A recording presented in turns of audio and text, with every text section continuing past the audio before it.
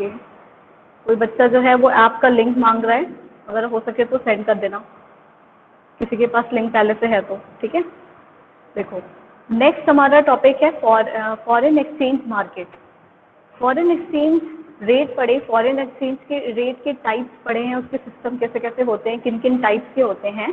तो next topic होती है कि foreign exchange market. Foreign exchange market है कैसे कैसे। फॉरेन एक्सचेंज मार्केट में हम लोग देखेंगे कि मार्केट वही जगह होती है, मार्केट के बारे में तो हम लोग पहले भी पढ़ चुके हैं, अपने माइक्रो इकोनॉमिक्स में भी पढ़ चुके हैं। मार्केट वो जगह होती है जहाँ पे हम लोग क्या करते हैं, गुड्स को या कमोडिटीज़ को बाई या सेल करते हैं, यानी सेल या परचेज करते हैं, खरीदते हैं या बेचते हैं। तो उसी तरीके से जिस मार्केट में फॉरेन एक्सचेंज को, यानी कि फॉरेन एक्सचेंज का मतलब तो क्लियर हुआ सबको अभी तक, हाँ, डोमेस्टिक करेंसी छोड़ के बाकी के कंट्रीज़ की जो करेंसीज होती हैं, जिस मार्केट में उन्हें सेल या परचेज किया जाता है, वो मार्केट क्या कहलाता है, फॉरेन एक्सचेंज मार्केट। और फॉरेन एक्सचेंज मार्केट की अगर हम टाइप्स की बात करेंगे तो फॉरेन एक्सचेंज मार्केट 2 टाइप्स के होते हैं, 2 टाइप्स के होते हैं। सबसे पहला है नंबर 1, जिसे बोलते हैं स्पॉट मार्केट। क्या बोलते हैं, spot market. Foreign number 1 spot market. और स्पॉट मार्केट एक ऐसा मार्केट होता है जहाँ पे हम सेल या परचेज करते हैं इमीडिएटली, यानी कि जब भी हमें करना है या सेल करना है, और हम जब मार्केट में जाएंगे, जो भी प्राइसेस चल रही होंगी, जैसा भी प्राइस होगा, उसी प्राइस पे तुरंत ही हम उसको खरीद लेंगे, या अगर हम बेचने के लिए जाएंगे तो हम उसी प्राइस से उसको सेल कर देंगे, है ना। तो जब इमीडिएट हमें परचेज या सेल करना होता है फॉरेन एक्सचेंज का, तो वो मार्केट होती कहलाती है क्या, स्पॉट मार्केट। स्पॉट मार्केट ऐसी मार्केट होती है जहाँ पे फॉरेन एक्सचेंज इमीडिएटली परचेज या सेल हो जाता है। Is it clear. Second type है फॉरेन एक्सचेंज मार्केट का, जिसे हम फॉरवर्ड या फ्यूचर मार्केट बोलते हैं। उसको हम फॉरवर्ड मार्केट भी बोल सकते हैं या फ्यूचर मार्केट भी बोलते हैं। इस टाइप के मार्केट में सेल एंड परचेज जो फॉरेन एक्सचेंज का होता है, वो क्या होता है, वो किसी एग्रीड डेट पे आज कर दिया जाता है, लेकिन एक्चुअल ट्रांसफर होता है वो कभी फ्यूचर की डेट में होता है। देखो क्या होता है ना, मार्केट एंड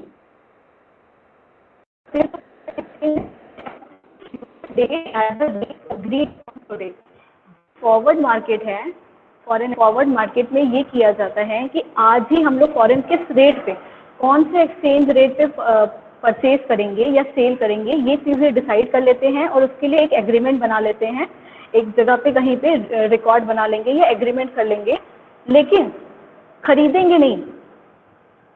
तो आज की डेट पे हमने जो डिसाइड किया, उसी प्राइस पे हम फ्यूचर में कभी जो है, जो एक डेट हम लोग पहले से फिक्स कर लेंगे, उस डेट पे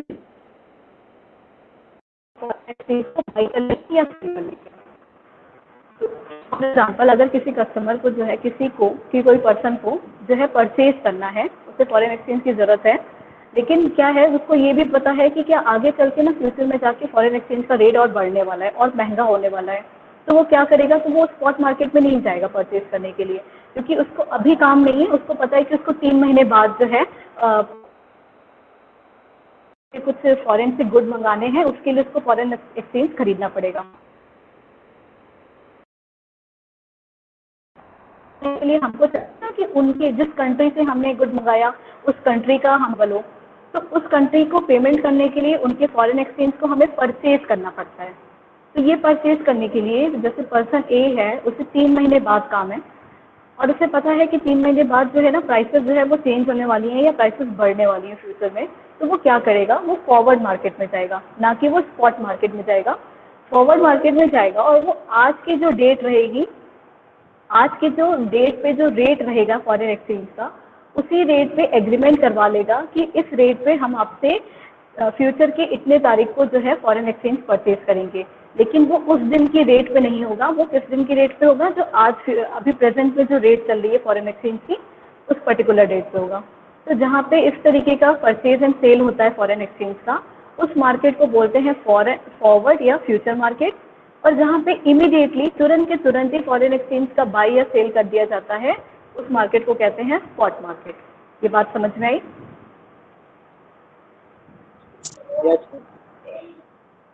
okay, two type, spot market जहाँ पे इमीडिएटली काम होता है, दूसरे टाइप का मार्केट है फॉरवर्ड मार्केट जहाँ भी डेट पे, आज की डेट पे फ्यूचर में परचेज करने के लिए डिसाइड हो जाता है कि हम अभी तो नहीं खरीदेंगे, फ्यूचर में खरीदेंगे, लेकिन हमें रेट आज वाला ही चाहिए।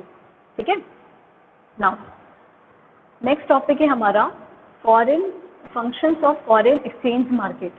तो हम ये जाने ना कि होते कैसे कैसे हैं। तो ये पता मार्केट दो तरीके के होते हैं, एक जहाँ पे तुरंत काम होता है, रेट पे काम करना होता है तो आज ही प्राइस डिसाइड हो जाती है। वॉइस क्लियर नहीं आ रही है महिमा? और भी किसी को क्लियर नहीं आ रहा voice? Okay, functions of foreign exchange market क्या होते हैं, है ना? फॉरेन एक्सचेंज मार्केट का मार्केट होता कौन कौन सा है ये जान लिए। अब उनके काम क्या होते हैं, उनके फंक्शंस क्या क्या होते हैं, मतलब फॉरेन एक्सचेंज मार्केट में क्या क्या किया जा सकता है। 3 मार्क्स में क्वेश्चन पूछता है क्योंकि 3 टाइप के फंक्शन ही मेन होते हैं फॉरेन एक्सचेंज मार्केट के, 3 ही काम होते हैं। पहला फंक्शन लिखा है ट्रांसफर फंक्शन। ट्रांसफर फंक्शन में क्या किया जाता है, नाम से ही क्लियर है कि इसमें क्या है कि जो भी फंड्स हैं वो एक कंट्री से दूसरे कंट्री में ट्रांसफर कर दिया जाता है। यानी कि फॉरेन करेंसीज को, फॉरेन एक्सचेंज को वन कंट्री से दूसरे कंट्री में, अपने ही कंट्री में हम थोड़ी ना फॉरेन एक्सचेंज को ट्रांसफर करेंगे, वन कंट्री से दूसरे कंट्री में ही करेंगे क्योंकि इसमें अलग अलग करेंसी में डील हो रहा है। तो ट्रांसफर फंक्शन में क्या कर दिया जाता है, फॉरेन एक्सचेंज मार्केट का पहला एक काम होता है कि करेंसीज को ट्रांसफर कर देना एक कंट्री से दूसरे कंट्री। सेकेंड फंक्शन होता है क्रेडिट फंक्शन। क्रेडिट का मतलब पता है आपको, क्रेडिट क्या होता है?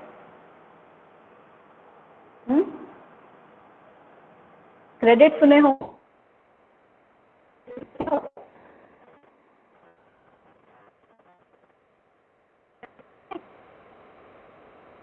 आज लेते हैं, फ्यूचर में बाद में भी पेमेंट करेंगे, है ना? जब भी कोई क्रेडिट फंक्शन में क्या होता है ना, जो फॉरेन एक्सचेंज मार्केट होती है वो लोग क्रेडिट फंक्शन भी प्रोवाइड करते हैं कि इसमें जो है कि एकदम क्लियर नहीं आ रहा है। This function is helpful in providing credit for foreign trade. For example, bills of exchange are used for international payment. bills of exchange use किया जाता है इंटरनेशनल पेमेंट करने के। इसका मतलब है कि इतने महीने बाद या इतने दिन बाद जो है पेमेंट करेंगे, ट्रांसफर हो जाता है, लेकिन पेमेंट जो है वो कभी फ्यूचर के डेट में, आगे के डेट में की जाती है। ये फंक्शन भी फॉरेन एक्सचेंज मार्केट प्रोवाइड करता है। थर्ड फंक्शन होता है फॉरेन एक्सचेंज मार्केट का, जिसे बोलते हैं हेजिंग फंक्शन। हेजिंग फंक्शन होता है, it is an activity which reduce the risk of loss of foreign exchange and is generally adopted by importers and exporters.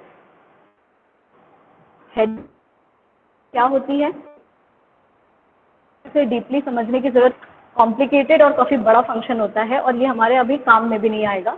आगे चल के जब आगे सीनियर हायर क्लासेस में पढ़ोगे ना, तब बताया जाएगा कि हेजिंग फंक्शन होता कैसे है और किया कैसे जाता है। तो बस ये जान सकते हैं कि हेजिंग फंक्शन जो फॉरेन एक्सचेंज मार्केट का होता है, उसमें क्या किया जाता है कि जो फॉरेन एक्सचेंज का रिस्क होता है, उसके लॉस होने का, यानी कि अगर हमें पता है कि फ्यूचर में प्राइसेस जो हैं वो कम हो जाएंगी या फ्यूचर में हमें लॉस हो जाएगा, आज हम खरीद लेते हैं, फ्यूचर पेमेंट कभी करना होता है, तो हेजिंग फंक्शन एक फंक्शन होती है, एक एक्टिविटी होती है जिसकी वजह से जो इम्पोर्टर्स एंड एक्सपोर्टर्स होते हैं फॉरेन एक्सचेंज के, वो अपने रिस्क को कम कर देते हैं। इस फंक्शन का यूज करके अपने फॉरेन एक्सचेंज से होने वाले लॉस के रिस्क को कम कर देते हैं। ये फंक्शन होता है हेजिंग फंक्शन। ठीक है, फिर हम लोग जो है कभी खाली बैठेंगे, फ्री टाइम होगा तो हेजिंग फंक्शन ये होता क्या है, अभी हमारे सिलेबस में बस इतना ही है, अभी इतनी ही जानने की जरूरत है कि हेजिंग फंक्शन क्या करता है, फॉरेन एक्सचेंज के रिस्क को रिड्यूस कर देता है। इन लोगों के जो इम्पोर्टर और एक्सपोर्टर होते हैं उनके लॉस को, के रिस्क को रिड्यूस करता है। ये बात समझ में आई?